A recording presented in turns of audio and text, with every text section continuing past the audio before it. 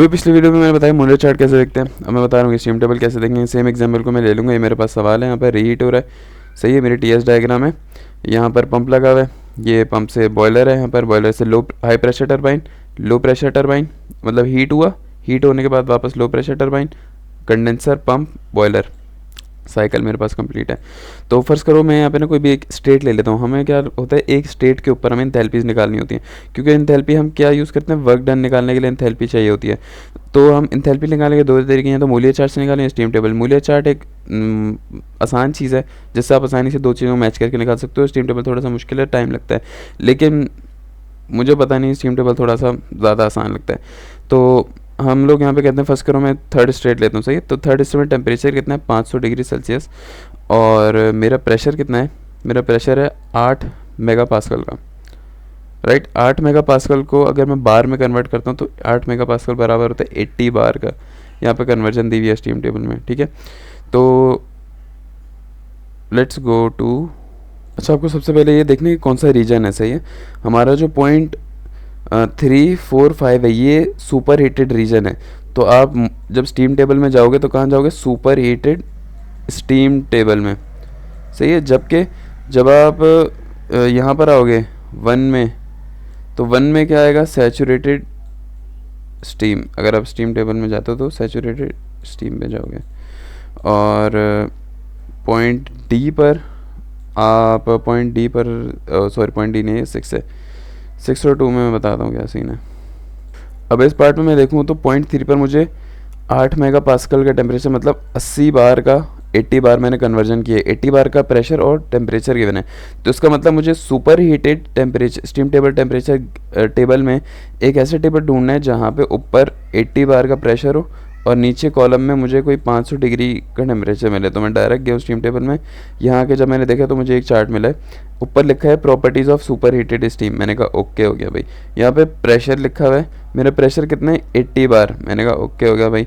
यहाँ पे देखो मेरा टेम्परेचर कितना है, 500 की लाइन में जाऊँगा तो मेरी इंथैल्पी कितनी है, 80 बार वाले में, इस वाले कॉलम में आऊँगा मैं, 3398, और यहाँ कितनी आ रही है, 3399, परफेक्ट है।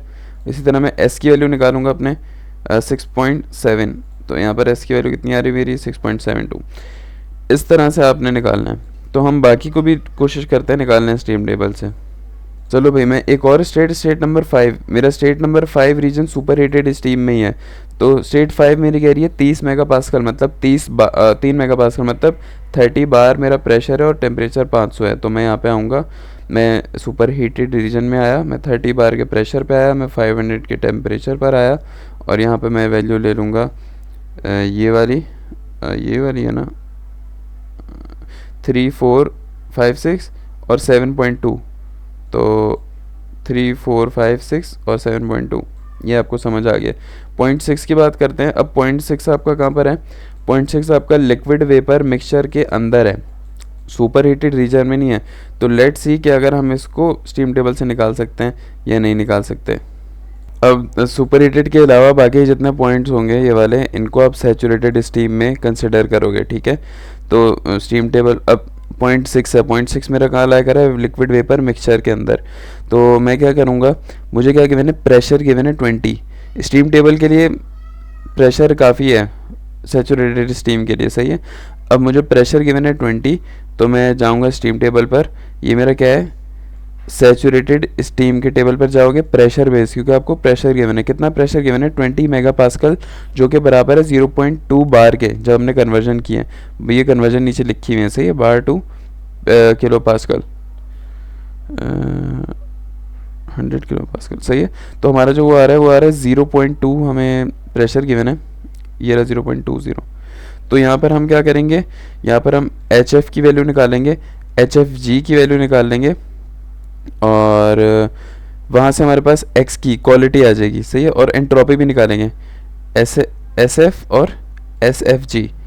ये क्या होती है, ये हम HF और HG वगैरह इसलिए निकालते हैं क्योंकि हमारा ये जो ये वाला रीजन है ना, ये लिक्विड वेपर मिक्सचर है। मिक्सचर के अंदर क्या होगा, इंथैल्पी ऑफ वाटर, ओ हाँ, लिक्विड प्लस क्वालिटी और इंथैल्पी ऑफ दोनों।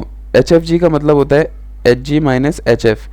HG आपका जो है ये वेपर जो बने हुए होते हैं, मतलब मिक्सचर है ना, इसमें वेपर भी है, लिक्विड भी पड़ा हुआ है। तो ये फार्मूला यूज़ होता है एंथैल्पी निकालने के लिए इस पॉइंट पर, कि भाई आपके जो यहाँ पर कितना रीजन आपका लिक्विड है और कितना रीजन दोनों का डिफरेंस है और क्वालिटी कितनी है, तो आपके पास यहाँ पर एंथैल्पी आती है। ये फार्मूला यूज़ होता है यहाँ पर, जो कि यहाँ पे लिखा हुआ है, ये देखो। यही फार्मूला एच के लिए यूज़ होगा, यही फार्मूला आपका इंट्रॉपी के लिए भी यूज़ होता है। अब सीन क्या है कि ऊपर आपने ना इंट्रॉपी निकाल ली है, क्योंकि आइसेंट्रोपिक एक्सपेंशन है, तो जो इंट्रॉपी 5 पॉइंट की है वही इंट्रॉपी 6 पॉइंट की है।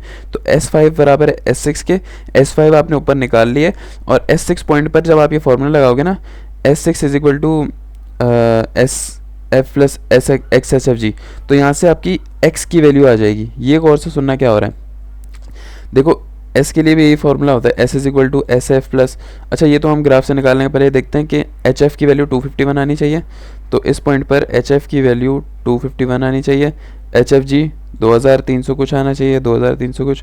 तो ये हमारी वैल्यू सारी सही है। और इसी तरह इंट्रॉपी मेरी आनी चाहिए 7 पॉइंट समथिंग और 0 पॉइंट समथिंग। तो इंट्रॉपी मेरी आनी चाहिए 7 पॉइंट इंट्रॉपी मेरी आनी चाहिए 7 पॉइंट समथिंग और 0.82305, सही है। तो यहाँ से क्या होगा, मैं इंट्रॉपी, क्योंकि मुझे पता है, मैं इंट्रॉपी यूज़ करते हुए क्वालिटी निकाल लूँगा, और क्वालिटी की वैल्यू मैं यहाँ पर जब डालूंगा तो मेरे पास एंथैल्पी आ जाएगी। This is how you use steam table to solve these states. सही है, होप आपको आंसर मिल गया होगा।